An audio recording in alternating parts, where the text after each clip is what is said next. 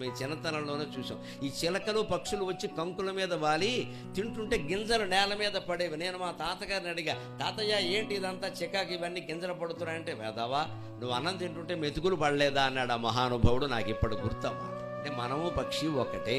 నువ్వు అన్నం తింటుంటే మెతుకులు పడలేదరా, అందుకని నీకు మీ అమ్మ అన్నం పెట్టడం మానేసిందా? పక్షులు కూడా అంతేరా, తింటుంటే 4 గింజల కింద రాలితే ఏమైంది అనేవాడు. అంటే అలా ఆలోచించాలన్నమాట అని పిల్లలకి నేర్పాలి. అందుకని డిస్టర్బెన్స్ అనడం, పెట్ట కనపడగానే కొట్టేయడం కాదు. ఇక్కడ తుపాకీ పెట్టి ప్రతిదీ డిస్టర్బెన్స్ అయితే మన జీవితం పెద్ద డిస్టర్బెన్స్. ఇక్కడ పక్షులు బతకాలి, జంతువులు బతకాలి, మనుషులు బతకాలి, అందరూ బతకాలి. కానీ ఎవరి వల్ల మనకి ఇబ్బంది లేకుండా కూడా చూసుకోవాలి. సూర్యులో వేడలాడదీసినటువంటి వడ్ల కంకుల మీద పిచ్చుకలు, రకరకాల చిలుకలు వాళ్ళు తింటుంటే కోరికగా కావాలని చూడు. కావాలంటే ఒక ఫోటో తీసుకో, దూరంగా ఉండి సెల్ఫీ దిగితే పారిపోతాయి. ఎప్పుడు పక్షులు నీళ్లు తాగుతున్నా, పక్షులు గింజలు తింటున్నా మనం దగ్గరికి వెళ్ళకూడదండి, పారిపోతాయి దూరాన్ని నుంచి.